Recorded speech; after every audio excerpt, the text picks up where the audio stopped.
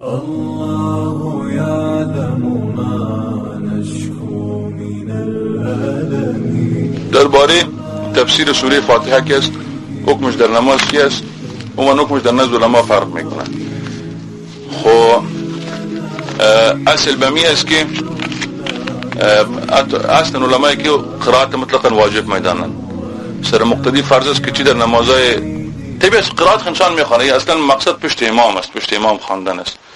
در پشت امام که انسان مقتدی باشه، داری بعض علما به هستن که چی در نماز چی سری باشه چی جهری باشه، یک رای همی است که قرائت فاتحه صورت نگیره.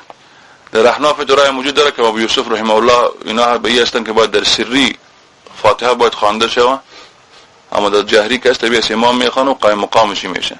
این رای نزد بعض علما دیگه هم است، خاصه علمایی که میگن که باید خوانده باید شود در هر حالت، و اگر خوانده نشه امور رکعت چی است پیشتون ساقط میشه. و این کسایی که به این رای هستن احتمال قیام بخاری رحمه الله به این رای است، بعضی ائمه مثلا ائمه حدیث که است اکثر به این رای هستن که باید خوانده شه. حالا سوال به این پیدا میشه که بعضی وقت در نماز جهری امام برات وقت نمیته بر خواندن، مثلا کسی مذهب او مسلسل برات مطلقاً وقت نمیته.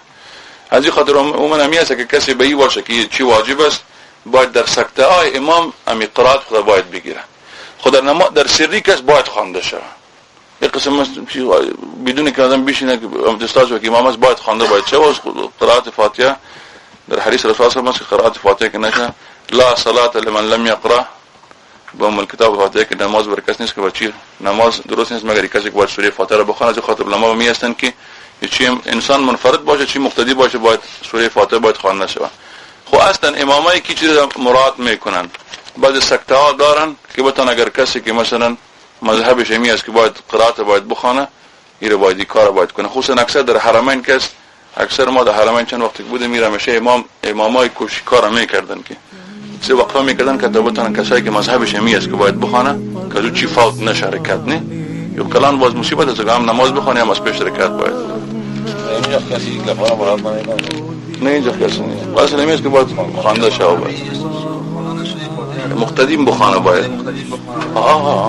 مذهب امام محمد رحمه الله مذهب به می اکتفا میکنه و صلی الله تعالی من ضيق ومن سقم